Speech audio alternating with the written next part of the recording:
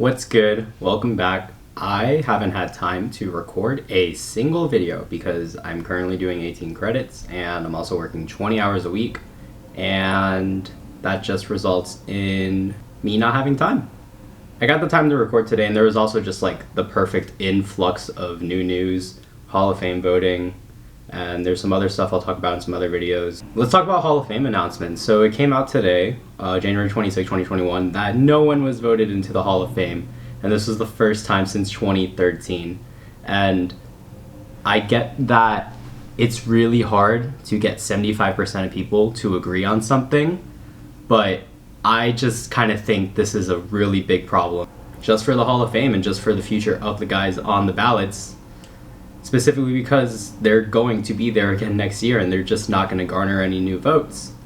I have the full numbers here. I have my computer like right off the camera, and yeah, the closest was Curt Schilling. Curt Schilling missed it by 16 votes, and that's tough. He gained 1%, but also Curt Schilling, as I'm recording this, he put out a letter saying he wants to be taken off the ballot, and just because he's not going to be respected. And I really admire the "if you're going to fire me, I quit then" mentality. I think Curt Schilling eventually gets into the Baseball Hall of Fame via Veterans Committee, maybe. Yeah, this definitely tanks his stock for next year, and he's definitely not going to make it again next year. Yeah, so Barry Bonds finished with 61% of the votes. Roger Clemens finished with the same percent. Next person below is Scott Rowland at 52%. Good for Scott Rowland, man. I think Scott Rowland's going to make the Hall of Fame. It's his 4th year on the ballot, and he's already got half the votes, and you need 75, so I think that he's kind of a shoo-in. Eventually, I don't know what year he gets in, but he'll get in. Omar Vizquel, he took a drop. There was a recent domestic violence case that The Athletic wrote about against him, so I can only attribute it to that. I don't think he makes the Hall of Fame anymore. Todd Helton's at 44%. He was at 29% last year.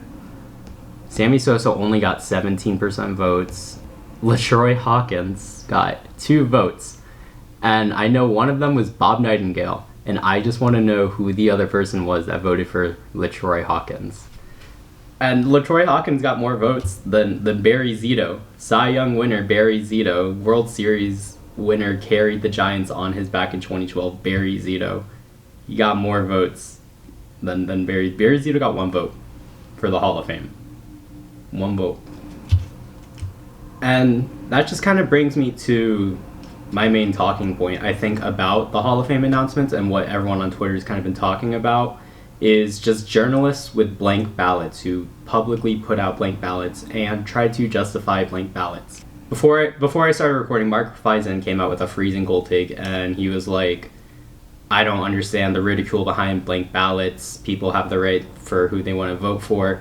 And I agree, but also when there are deserving players on the ballot, it's just detrimental to the game and just to the voting process overall if you don't vote anyone in.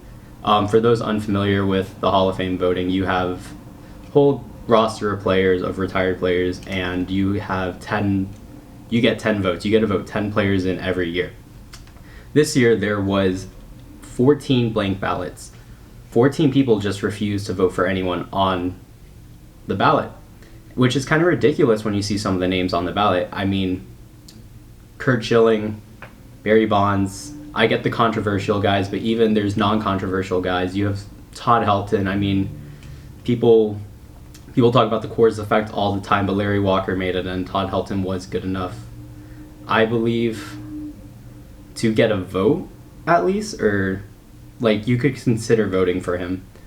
Scott Rowland, just there's so many guys on the ballot you could have voted for. Like you could have voted for at least one, because I just see voting as a privilege for the ballot. There's only a certain amount of people that get the votes, so I would just be proud to have the vote and I would want to exercise it. And I just, on the side point of, I believe certain players are Hall of Famers, even though those journalists might not, but I just think, I don't know, man.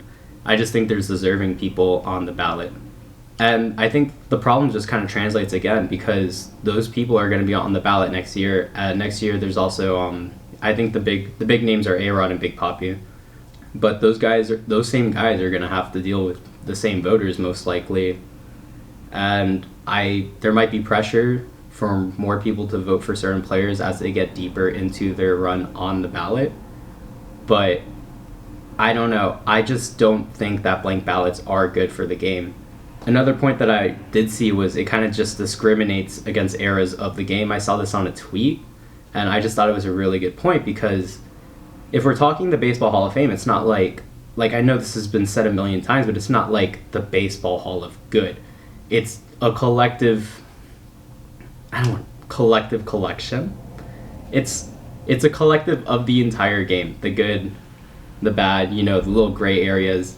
And I just think that not putting certain players in the Hall of Fame just kind of discriminates, because the steroid era kind of saved baseball a little. The home run race kind of saved baseball, but they're choosing to not put it in the Hall of Fame or put great players like Barry Bonds in the Hall of Fame. I think that's all I have to say about the Hall of Fame. But also, a couple days ago, it might have been yesterday, the MLB rejected the universal DH, and I'm not a labor expert. I just personally don't understand a lot of it, but I just know that it's not going good. There's a lot more people that are qualified to speak with it about me, but I just want to talk about my thing is just rejecting the universal DH just kind of limits the growth of the game. I don't think anyone wants to see a pitcher go up to bat or pitchers trying to bunt. Everyone just wants to see the hitters. And even then, there are teams in the National League that can benefit or will benefit from the universal DH. I'm immediately thinking of the Nationals or the Mets, where you can just squeeze in an extra good hitter off your bench instead of making an automatic out with your pitchers. It also makes the pitchers more susceptible to injury. And if my pitcher got injured at an at-bat, I would be pissed. I would be so pissed as a manager. It's bad for the growth of the game. It's just bad. You already tested it out one season. I don't see why you don't keep it again. Bad for the game. MLB is just kind of not looking too great today, but I'm still going to talk about it though. I think that's all I have for this specific rant. TLDR, no one voted into the Hall of Fame, not good. MLB rejecting DH, not good. And I'm definitely just looking forward to the new CBA. That's where I think things are going to go down.